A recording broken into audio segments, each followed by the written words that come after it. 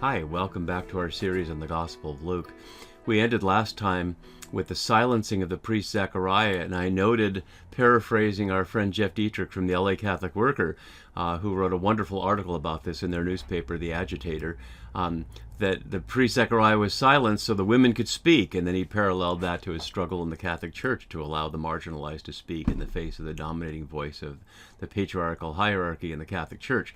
And so I ended this last time by suggesting that's where we are, that Zechariah was silenced so the women can speak. But actually, Elizabeth is going to speak briefly, but then Gabriel's going to speak.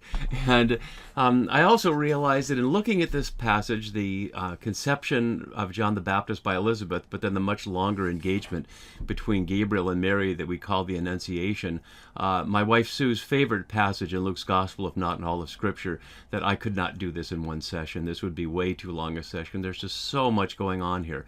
There's not just so much going on because there's a lot of details that are interesting, and as always, I hope you'll find those interesting to look into the cultural context. But there's also a lot going on because the question of the virgin birth, it's practically her name, the Virgin Mary, is at issue here. And there's also a question that we're going to look at, not this session, but next session, we look at Mary's response of why is it that Zechariah was silenced for asking a question, but Mary seems to be praised for asking one. Many readers and listeners, including our group, as we went through Luke's Gospel in our 6 years we've done it so far, many people were not convinced that there was any difference, so we're going to have to look at that a lot more closely.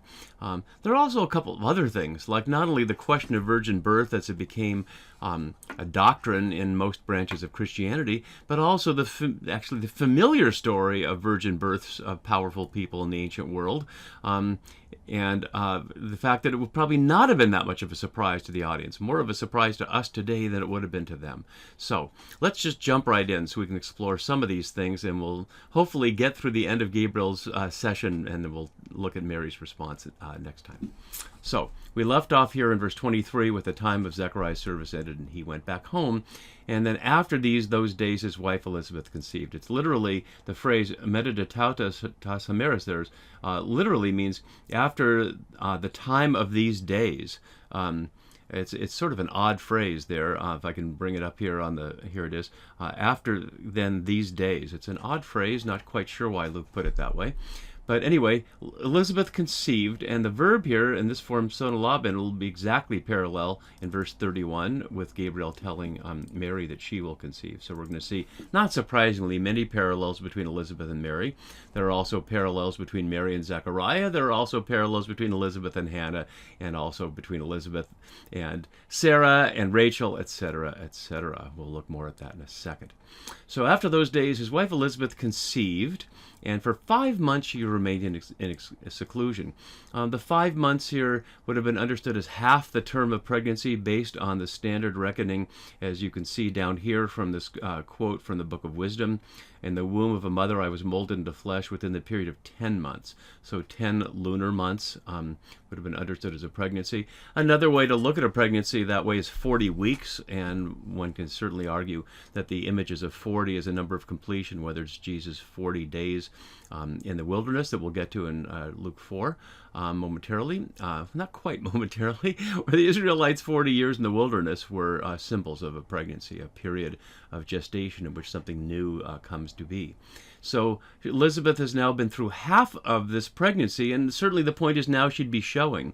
So ironically, she remains seclusion until she's showing, and now she can come out, whereas many people, especially if they're pregnant in a surprising way, like Mary's going to be before she's married, you'd think you'd be in seclusion when you did show, and you could be public before you showed. But here it is, the word periakruben, only here in the entire Bible, so not any common word, again underscoring Luke's unusual language in these first couple of chapters especially. So she said, and this is her first speech, although the form of said here, Lagusa, suggests that she's saying it inwardly to herself. And of course, as far as we can tell, there's nobody there to be an audience. So she says, "This is what the Lord has done for me when he looked favorably on me and took away the disgrace I've endured among my people." A number of details there. First of all, it's plainly parallel to Rachel here in Genesis 30. God has taken away my reproach. In the Septuagint, the word in Genesis 30:23, onidos, is exactly the word here. So plainly, Elizabeth is echoing, without quoting, Rachel's sense of the disgrace of being childless has now been taken away. So that's God's doing. The phrase for taking away, as we'll see, is also a word that can be used for forgiveness or letting go in various things. So we can see it can also be for like cutting off an ear, but also here in the Mary and Martha story, her better part will not be taken away. She's endured among her people. This is an odd phrase for my people. Mu and anthropos. Usually, people is a sense of Laos, as a ethnic group of people, or ethnoi, the more specific word for ethnic. So anthropos, the word just for people in general, human beings, like anthropology is an unusual way. It doesn't refer to a specific group. So it's unclear, is this meant her people as the Israelites or Judahites or her own personal family? Not clear among whom she's enduring that disgrace. And that's all we're going to hear from Elizabeth now. We're obviously going to hear more from her when the pregnant Mary comes to visit her very soon. But for now, we just get that one line from her. And then it switches over to the second appearance of busy angel Gabriel, who was sent by God. So first he was sent to Zechariah, and now he's sent to Mary. And so let's pause for a second and look at a couple of the things that are structural to what's going on here. We'll look at Nazareth in just a second. One is this table here of communication with the heavenly realm in Luke 1 and 2. So in these opening chapters that are not obviously from Mark and are somewhat parallel with Matthew, but mostly unique to Luke, all these different interactions with the heavenly realm. And they're presented like it's not that unusual. Like we'll see when Mary talks to Gabriel, she ponders his words, but she doesn't worry about the fact that an angel just appeared to her out of nowhere. So we'll see a number of ways in which Luke's presentation assumes that people can have interactions across the veil to the heavenly realm without it being something that in itself arouses suspicion. In the Roman world, that wouldn't have been too surprising either, because they certainly interacted with the sky in many ways. Matthew certainly shows the Persian magi looking at stars and other things for signs of what's going on. So the idea that the gods and that the heavens, which to say the objects in the sky or the various creatures in the sky interact with humans, would not have been surprising to the Greco-Roman world as much as it is to ours. All right. So now we move on to this scene here. And one of the aspects of this scene, along with what we saw in chapter 1, is how much Luke is filling all his characters on the Hebrew Bible. We saw up close last time, we saw this chart from how Zechariah's scene echoes various things from Daniel and other places. And I'm not going to go through that much detail. But if you look here at where we are in the Mary scene down here, you see all these different connections. We'll look at some of them along the way. I won't look at all of them. But plainly, Luke's trying to show us these characters as both fitting within the piety of people in Israel as a remnant who are there expecting God to visit, as we'll see later, that term visitation. And it doesn't require everybody. So this will be part of a world where a handful of people can save the world if they act faithfully. And Mary is being enlisted into that in our scene here. So, in the 6th month. So now it's been 5 months since Elizabeth's pregnancy, so she's showing now, and apparently her pregnancy would be known, and that'll come to apply after the scene when Mary goes to visit her. So in the 6th month, the angel Gabriel was sent by God, so we already know who the angel Gabriel is. All these places are angels, and of course, unlike in the previous story, we're told right away the angel's name, but not to Mary as it was to Zechariah. To a town in Galilee called Nazareth. And if we were to look at the map, you can find Nazareth on the map, and I can show it to you here, but that doesn't mean it was there in the 1st century. In fact, archaeologists have never found the city of Nazareth. There's a city now because it's famous.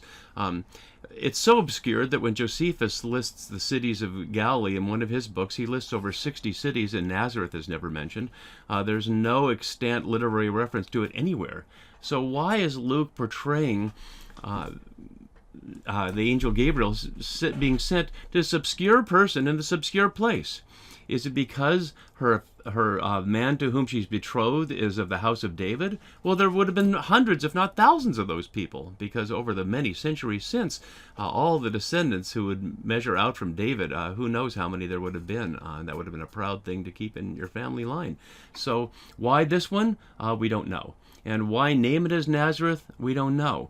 The name Nazareth can mean all kinds of things, and I note here how subtle this is. So from various Hebrew verbs, from the verb nasara can mean watchtower as a noun, so to watch, and hence a place from which people watch. Or it can be a branch. Just change the vowels and you get a branch. And remember, in Hebrew, the vowels don't show. If you change the S to a Z, you get consecrate. Just like what the angel told Zechariah, the son born to them, who they would name John, would be a Nazarite. Or it can be place of the Nazarites, in the sense of Nazareth as a home of Nazarites. It could mean any of those things or none of those things. One theory is that it's really from a verb, from the noun Sarah, seeds, and a verb related to scatter seeds, like in diaspora, to suggest that it was so thinly populated that people were just scattered around that area. So a very obscure place, and we'll see in chapter 3 how that contrasts with Luke's focus on the 15th year of the age of Tiberius Caesar, and the word of God comes to John, son of Zechariah, in the wilderness. So even more obscure than a small town in Galilee, just in the wilderness. And it comes to, and here's where we really have to be careful, to a young woman, a Parthenon, a maiden, as the note here is by implication a virgin. And what's complicated is the connection with Isaiah 7:14. And Matthew makes more of a point of this because Matthew has a quote here from Isaiah. Luke does not make the explicit reference to Isaiah 7:14 here. Therefore, here's the quote, "Therefore the Lord himself will give you a sign. Look, the young woman is with child and shall bear a son."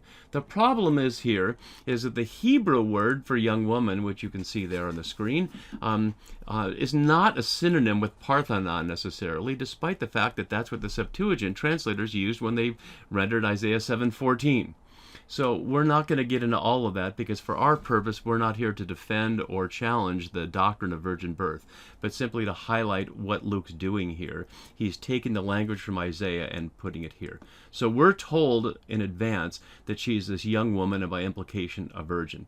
And it says she's engaged, and the verb here, only here and in Matthew's parallel, except where it's referred to a little bit ahead, means betrothed. It really isn't the same as an engagement, and as Joel Green here notes, betrothal is thus quite distinct from engagement in the modern sense at least, because during this betrothal period the daughter remained in her father's house and under his control. And we don't know her father's name here, but we know she's betrothed to a man whose name was Joseph. So they would not be living together at all, and so there's certainly no sense that he would be available to impregnate her at this sense. And of course Joseph is a familiar name to us, but there's only one in the Hebrew Bible, and that's the son of Jacob.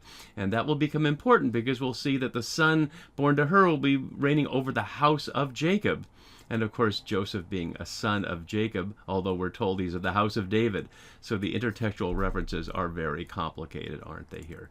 Let's get the Greek back up there so we can see that.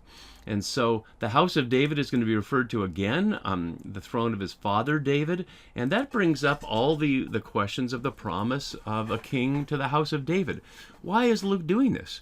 We're going to see all the way through to Acts of the Apostles, when even after the resurrection and ascension, the apostles will start off saying, "Now are you going to restore the kingdom to Israel?" Which is to say the expectation of a Davidic Messiah who would come leading an army in the name of God and whoop the Romans and establish Jerusalem again as the city where God dwelled and not foreigners ruled.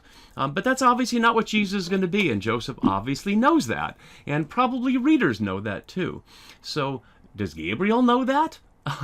We'll see in what he says to her, but here she is betrothed to a man from the house of David. And her name is Mary. We're told that there at the end of the sentence as an emphatic note. So that'll be important. And of course, Mary from Hebrew is Miriam, which is Moses' sister, who sings the song after they cross the Red Sea in Exodus 15. So just like Elizabeth was the wife of Aaron, here's Mary, the sister of Moses, bringing up various Exodus imagery along the way. So he came to her and said, and greetings is like the most horribly generic way to translate Kyrie as rejoice. Greetings to me sounds like an old-fashioned letter from the government says that you've been drafted, something very generic. But it's not that. It's a call to rejoice, O favored one, the Lord is with you. And these greetings, these words may be very familiar, especially the Catholics who've said Hail Marys and rosaries more times than you can probably count. But when we look back at the Hebrew Scripture, there's a lot more going on than that. So favored one here, as The birth of the Messiah, from the great late Raymond Brown notes, virtually translates the name Hannah. Hannah, we already know, is connected to Mary, and we'll see that more with the Magnificat. But he basically says, "Rejoice, Hannah, the Lord is with you." And the Lord is with you, as these connections show, and I'll show a couple of them, are all connected with royalty. So in Judges 6:12, we see the angel of the Lord appeared to Gideon and said, "The Lord is with you, you mighty warrior." And similarly here in 1 Samuel 17, David said, "The Lord will save me from the hand of the Philistine." And Saul said to David, "Go, and may the Lord be with you."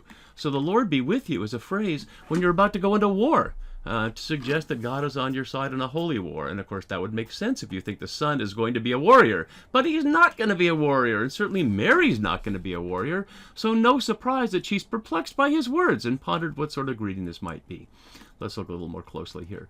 Perplexed, diaterakte, literally means deeply disturbed. It's only here in the New Testament, again, in the parade of words that Luke uses uniquely, or rare words that he uses. But she's deeply disturbed by these words because she knows she's not a warrior, and wondering what that could possibly mean. So she ponders. And the word for ponder here is the verb from which we get the word dialogue zeto here. And again, as Brown notes, all 13 uses of the verb in the New Testament are pejorative. Bad thoughts, vain thoughts, doubting thoughts. Often we'll see throughout that Jesus knows the thoughts of people, often his opponents, and challenges them. So plainly, this is not meant to be negative here, but she's certainly wondering, what could this mean? She's like gone into her head about it, which is a little bit surprising here. Note the question is, what sort of greeting? It comes up here in 739. What kind of woman was touching Jesus? So she's trying to go into a category of what sort of greeting this would be. And here the word for greeting is the word for greeting, a formal greeting, asbasbas. So not like kaire, meaning rejoice. So she's pondering, but she hasn't said anything. The angel says to her, "Do not be afraid, Mary." Notice exactly parallel with "do not be afraid," Zechariah.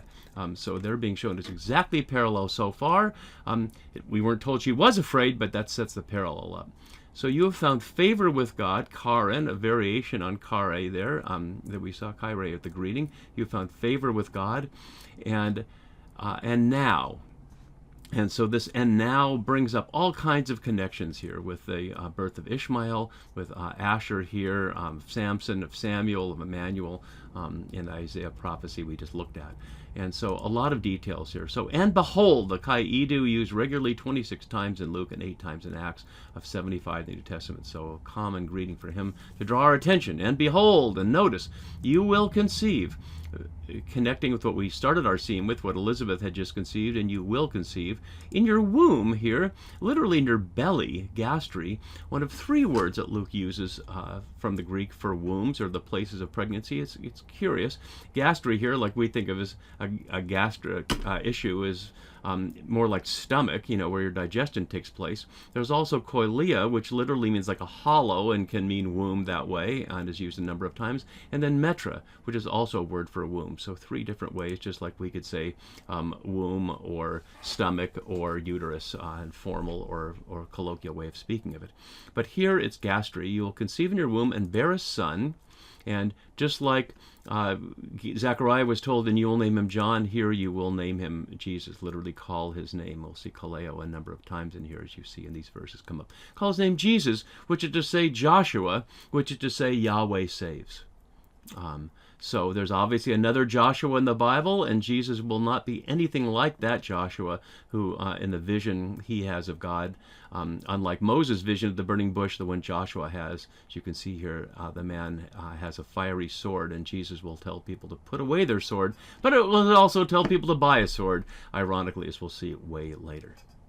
And we're told the child will be great. We'll see that echoed again, and will be called Son of the Most High, but he will also be called Son of God. We'll get to that next time. So Son of the Most High here will come up again as John the Baptist is Prophet of the Most High.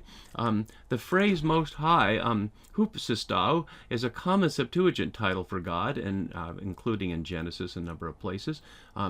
But to Luke's audience, it could be generic. It could suggest that it's not just Son of the Jewish God, Yahweh, which would probably be scandalous powerless to most Greco-Romans for sort of obvious reasons, a tribal local god that doesn't seem very powerful in the face of Rome's power under the reign of Jupiter and Apollo, etc. But this could be seen as generic. Whoever you think the Most High is, he's the son of it. It also suggests a royal title as Son of God as we'll see later. And the Lord God will give to him the throne of his ancestor David. Again, highlighting this sense of the throne, as she will say, ironically, in the Magnificat, brought down the powerful from their thrones and not put others in their thrones. So her own prayer and response of celebration will be the end of throning in a way. So a lot of irony set up here. As many commentators have noted, if we only read it this far, we'd be sure this was going to be a literal military-based restoration of Israel in an ordinary way. Has Gabriel not gotten the picture here? As Green notes here, it's difficult to imagine that the anticipated redemption will be anything but a nationalistic restoration of Israel. Other possibilities are not yet excluded. So he will reign in a future way, using the standard verb for reign, over the house of Jacob. An unusual time, 24 times in Luke, is house, but only here house of Jacob and once in Acts. It's an unusual term. Jacob is a synonym for Israel because Jacob became Mr. Israel, but it's an unusual way to refer to it, and it's certainly an unusual way to refer to the reign of David. The forever here is both echoing the promise that Nathan gave that someone would be on David's throne forever, but with this phrase, his kingdom will have no end, is also certainly echoing Daniel 7:14 here. To him was given dominion and glory and kingship, and his dominion is an everlasting dominion that shall not pass away. So an interesting combination of an apocalyptic promise and an ordinary historical nationalistic promise that will have no end. So that's the setup here, and you can see why I'm stopping now because I've already gone about 20 minutes or so. So we'll pick this up here after Gabriel's speech to Mary about how it will, about what will happen, with her question about how it will happen. See you then.